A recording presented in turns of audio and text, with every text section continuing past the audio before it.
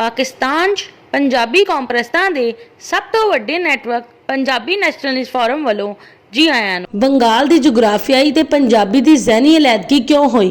इस वेले पाकिस्तान की 60% आबादी पंजाबी कश्मीरी हिंदू डेरावाली का शुमार पंजाबी कौम च हुंदा है, जबकि पाकिस्तान की बकिया 40% आबादी सिंधी ब्राहवी गिलगिती बल्तिस्तानी कोहिस्तानी चित्राली स्वाती गुजराती राजस्थानी पठान बलोच हिंदुस्तानी मुहाजर दी है। पाकिस्तान के क्याम के बाद पाकिस्तान की सब तो वड्डी आबादी बंगाली ते दूसरी वड्डी आबादी पंजाबी होने की वजह तो पाकिस्तान का गवर्नर जनरल सिंधी जिनाह पूंजा दे मुंडे मुहम्मद अली के बजाय बंगाली बना दिता जाता। पाकिस्तान का वजीर आजम उर्दू बोलने वाले हिंदुस्तानी मुहाजर लियाकत अली खान के बजाय पंजाबी बना दिता जाता,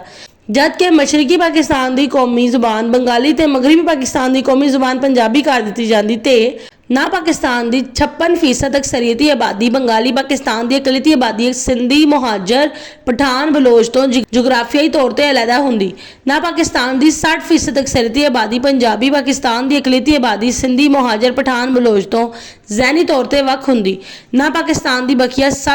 बकिया 40% आबादी च ब्राहवी गिलगिती बल्तिस्तानी कोहिस्तानी चित्राली स्वाती गुजराती राजस्थानी हैरान ते परेशान होके सिंधी मुहाजर पठान बलोच दियां हरकतां देखदे रहिंदे।